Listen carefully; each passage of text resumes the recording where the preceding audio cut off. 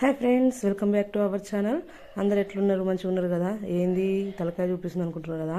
తలకాయని ఏ విధంగా మంచిగా నీట్గా కడుక్కోవాలి, ఏ విధంగా కొట్టుకోవాలో ఈ వీడియోలో అయితే మీకు షేర్ చేస్తున్నా.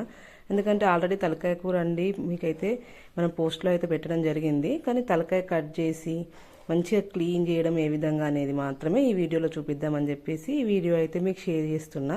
ఏ చూసిలు కదా తలకాయని ఎట్లా కొట్టిల్లో, చిన్న చిన్న వక్కలుగా కొట్టిలు కదా. నీట్గా అంటే మనకు అంత చూర కాకుండా ఏ విధంగా కొట్టుకోవాలో ఈ వీడియోలో అయితే మీకు చేసేస్తా. ఫస్ట్ అయితే చూడండి, అలా స్టవ్ అయితే వెలిగించేసుకొని తలకాయనైతే గమనిస్తున్నాం. మసాలా అయితే కమరిచడం అంటారు. తలకాయ అయితే మంచిగా గమనించుకోవాలి, చుట్టూ దింపుకుంటూ రౌండ్గా. కావాలంటే మీకు తలకాయకు ఒక కట్టె కూడా పెట్టేసుకొని కాల్చుకోవచ్చు. కాళ్ళను కూడా అదే విధంగా మంచిగా కాల్చుకోవాలి. కాళ్ళతోటి పాయాసు పెట్టుకుంటే మస్తు ఉంటుంది.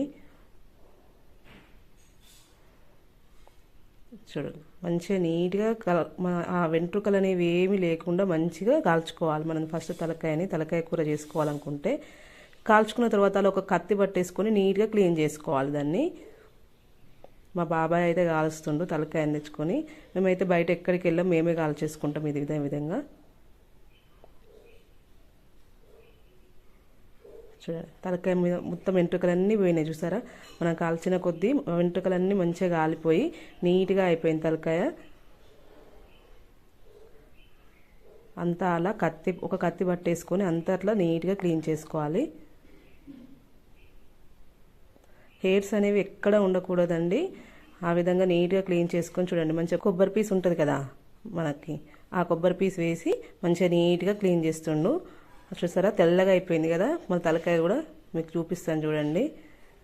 కొంచెం ప్రాసెస్ ఉంటుంది, కాకపోతే ఏంటంటే మనం క్లీన్ చేసుకుంటే నీట్గా ఉంటుంది అనమాట. వాళ్ళు మనకు కమిరిచ్చి ఇచ్చిళ్ళు అనుకోండి, కొంచెం వెంట్రుకలు ఎక్కడెక్కడ ఉంటాయి. మనం చూస్తే చూడండి, ఎక్కడ ఒక్క వెంట్రుక కూడా లేకుండా ఎంత నీట్గా గమనించుకున్నామో. చూడండి, కాళ్ళు కూడా మొత్తం వాటికి డెక్కలు ఉంటాయి కింద, అవి కూడా తీసేసుకోవాలి మనం. ఇక్కడ కింద కాళ్ళకి కింద అవి నడిచే కాడ డెక్కలు అంటాం కదా, అవి కూడా తీసేసుకోవాలి.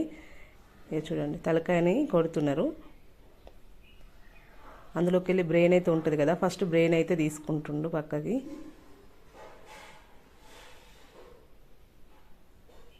నీట్గా బ్రెయిన్ అంటే మనకు బ్రెయిన్ తినే చిన్న చిన్న బొక్క కూడా రాకుండా ఉండేటట్టు నీట్గా తీసుకోవాలి బ్రెయిన్. చూసారు కదా, అందులో ఒక్క బొక్క కూడా రాలేదు, అట్లా తీసుకోవాలి. తర్వాత తలకాయనైతే ఏ విధంగా కట్ చేస్తున్నారో చూడండి. ఇక తలకాయ కూర అంటే ఇష్టం లేని వాళ్ళు ఎవరైనా ఉంటారా? కానీ దీని ప్రాసెస్ చూస్తే అప్పుడప్పుడు తినబుద్ధి కాదు.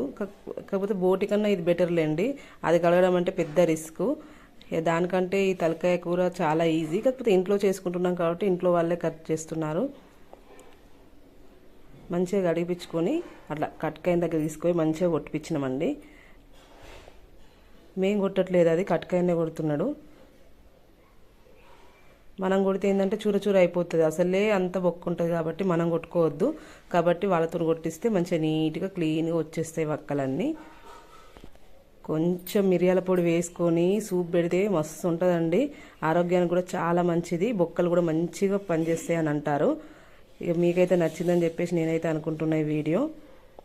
చూసిగా మొత్తం క్లీన్గా అయిపోయింది. మంచిగా కడుక్కొని ఒక 2 times మంచిగా కడుక్కొని మనం పొయ్యి మీద వేసుకొని వండడమే. ఇక మీకు కనుక నచ్చినట్లయితే ఇక నా వీడియో లైక్ చేయాలి, సబ్స్క్రైబ్ కూడా చేసుకోండి, మీ దోస్తులకు కూడా షేర్ చేయండి.